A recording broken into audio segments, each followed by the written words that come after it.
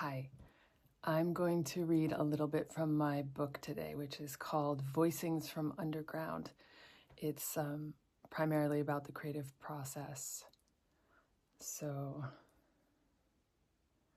starting off with a couple of quotes.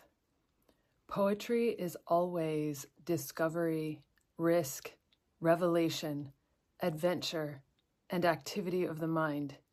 A method of knowledge leading to revolutionary solutions to the fundamental problems of life. That's by Penelope Rosemont. The job, as well as the plight and unexpected joy of the artist, is to embrace uncertainty, to be sharpened and honed by it, to be birthed by it. And that's from the writer Dani Shapiro. And finally, not knowing, waiting, and finding, though they may happen accidentally, aren't accidents. They involve work and research. Not knowing isn't ignorance.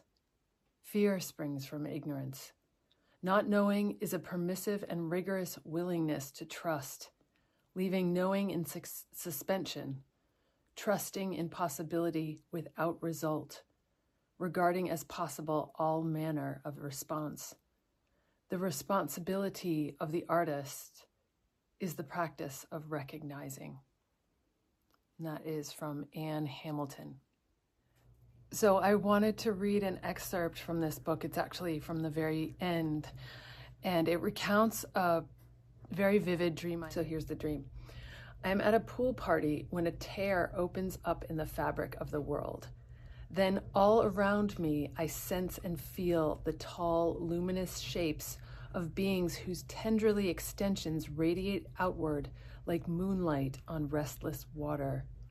I am drawn to them, and their attention is trained on me as I walk through the tear in the world and find myself in an enchanting, high-ceilinged, Victorian-era room. The room is softly aglow, yet its generous windows are boarded up or filled with concrete blocks. Scrawled in red across the boards and cement are the words, no, no, no. The presences evaporate, and I am alone. I'm vexed. Who vandalized this place? The dream arrived as I worked to complete this portfolio in April of 2018. It is of a different quality than the frequent and familiar dreams that echo and elaborate upon the experiences of my waking life. I have a sense of having been visited and of having received a message. I re-enter the dream through a technique known as active imagination. I stand in the no room again in a lucid waking state and articulate my wish to clarify the symbolic import of it, and suddenly know that it was I who scrawled the red nose. I bricked and boarded the windows. I begin to understand that the room had been a place of meeting and exchange between myself and the luminous beings, but that as time passed, I said no more and more frequently to their communications. Finally, I ignored them altogether, denying the many small evidences of their invitations. I scrawled no, no, no across the windows of that sanctuary because I thought it was making me late for the world, too slow and too soft and too uncertain. I invite the luminous beings to return. I tell them that I would like to open up the windows and repaint the walls, but that I need their assistance. This is a spirit house, a room of collaboration.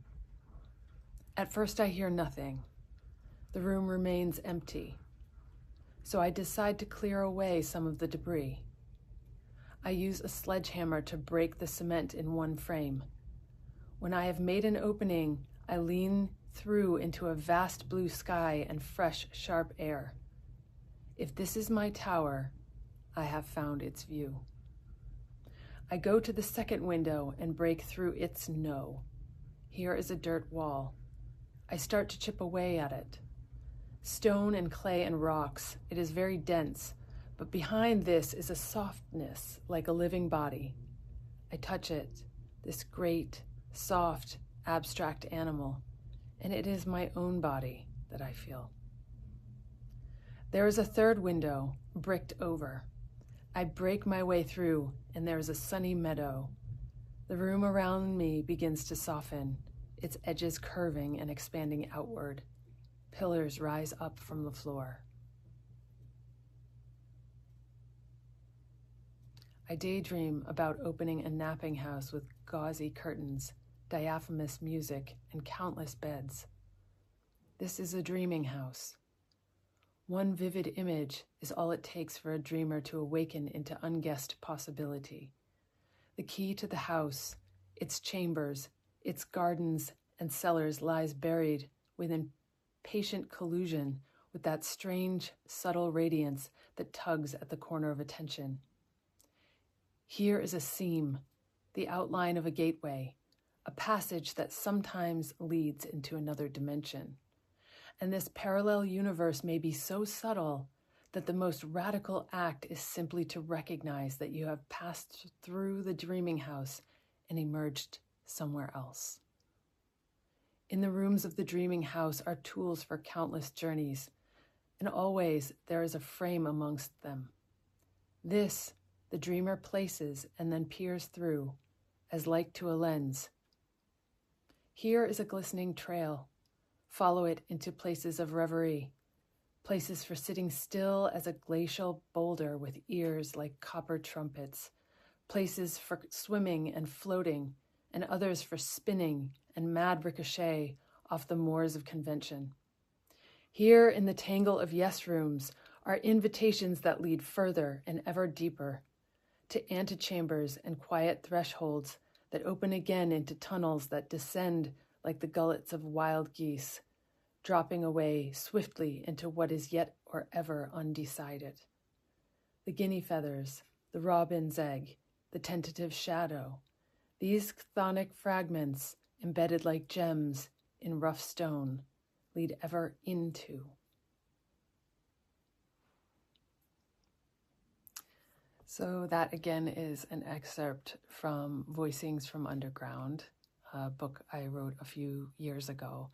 And if you're interested, you can find that on www.unsungstudio.net, unsungstudio.net, and it's under projects. There's a project there called Voicings from Underground book, or you can contact me at unsungstudio@gmail.com. I hope you enjoyed this, and if you have any questions or probings into that material, I'm happy to engage conversation. Just leave it in the comments below. Thanks.